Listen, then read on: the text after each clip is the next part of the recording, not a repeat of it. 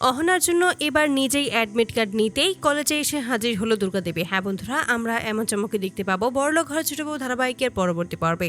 তোমরা যারা এই চ্যানেলটাতে নতুন আছো তারা কিন্তু অবশ্যই চ্যানেলটি সাবস্ক্রাইব করতে ভুলো না। তো চলো বিস্তারিত জেনে আসি। সকলের সামনেই অহনাকে জানিয়ে দেয় যে অহনা যা করেছে সেটা একদম ঠিক করেছে। দুর্গাদেবী তখন বলে, আমি তো দেখতে চেয়েছিলাম যে আমাদের বাড়িতে আমার কথা মতো, আমার খুশি মতো কে কি কাজ করতে পারে, আমার খুশির জন্য কে কতটা ভাবতে পারে। কিন্তু আমি এখন স্পষ্টভাবে বুঝতে পেরেছি যে আমার রক্তের কেউই আমার কাছে এগিয়ে আসেনি, কারণ তাদের কাছে আমার ইচ্ছের কোনো দাম নেই, অথচ তারাই এগিয়ে এসেছে যার সাথে আমার কোনো রক্তের সম্পর্ক নেই। শুধুমাত্র ওরা নিজেরা আমার খুশির জন্যই নিজেদের সমস্ত কিছু ত্যাগ করতেও রাজি রয়েছে। আর এই সমস্ত কিছুর প্রথমেই রয়েছে আমার বাড়ির ছোট বউ। আমার বাড়ির ছোট বউ সমস্ত কিছু ভুলে নিজের মায়ের শেষ সম্বলটুকু বিক্রি করতে একবারও ভাবেনি যদি টাকা দিতে না পারে তার মায়ের শেষ সম্বলটুকু সে সারা জীবনের মতো হারিয়ে ফেলবে। আর এতেই বোঝা যায় যে এই বাড়িতে যদি আমি না থাকি তাহলে আমার অনুপস্থিতিতে একমাত্র ছোট বউ এই সমস্ত কিছু সামলে নিতে পারবে, এই সংসারটাকে এক করে রাখতে পারবে, আগলে নিতে পারবে। আর এতে করে আমি সত্যিই খুব খুশি হয়েছি। এই বলেই তখন চার বউকে জড়িয়ে ধরে দুর্গাদেবী। এতে করে জ্বলে শেষ হয়ে যায় পিসি ও কাকিমা। পিসি মনে মনে বলেছে, এবার আমিও দেখতে চাই পরবর্তীতে তুমি কি কি করতে পারো অহনা। একটা কাজ করে তুমি দিদির মন খুব জয় করে নিয়েছো ভেবে ফেলেছো, কিন্তু এটা কখনোই হবে না।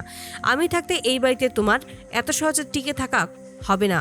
আজকের জন্য না হয় তুমি বেঁচে গেলে, কিন্তু তার পরবর্তীতে তুমি কি করবে, তার পরবর্তীতে আমি এবার দেখতে চাই। ঠিক তখনই অর্জুন একটু চুপ হয়ে যায়। এভাবে যে হঠাৎ করে তার মা সমস্ত কিছু মেনে নেবে এবং সকলের সামনেই অহনার প্রশংসা করবে, এটা কোনোভাবেই সে ভাবতেই পারেনি। তারপরে দেখা যায় যে অহনাকে একজন ফোন করে, তার বান্ধবী। আর ঠিক তখনই অহনা ফোনটা কেটে দেয়। তখনই দুর্গাদেবী বলে, কে ফোন করেছিল, ফোনটা এক্ষুনি আমার সামনে ধরবে। কিন্তু অহনা প্রথমে ফোনটা করতে না চাইলেও জোর করতে থাকে। অতএব সেই ফোনটা করে এবং ফোনটা করার পর দেখতে পায় তার এক ফ্রেন্ডই কল দিয়েছে। আর তখনই ওনা বলছে, হ্যাঁ তুই বল কিসের জন্য আমাকে ফোন করেছিস। ঠিক তখনই বলছে, কালকেই তো আমাদের লাস্ট ডেট অ্যাডমিট কার্ড নেওয়ার জন্য, তুই কি এবার পরীক্ষাতে বসবি না। ঠিক এতে করে মন খারাপ করে অহনা, আর সে জানিয়ে দিয়েছে, না এবার আমি কোনোভাবেই পরীক্ষায় বসতে পারবো না, আমার আর পড়াশোনা হবে না, আমার সমস্ত কিছু এখানেই শেষ।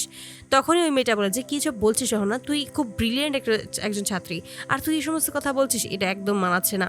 কল কাটার পরেই যখন অহনা মন খারাপ করে, ঠিক তখনই দুর্গাদেবী বলে যে, অ্যাডমিট কার্ড আনতে কিসের প্রয়োজন, কি নিয়ে গেলে অ্যাডমিট কার্ড দেবে। ঠিক তখনই বলে, আইডি কার্ড ছাড়া কোনোভাবেই সেটা দেবে না। ঠিক তখনই দুর্গাদেবী বলে, বেশ তাহলে ওটা আমাকে জমা দাও।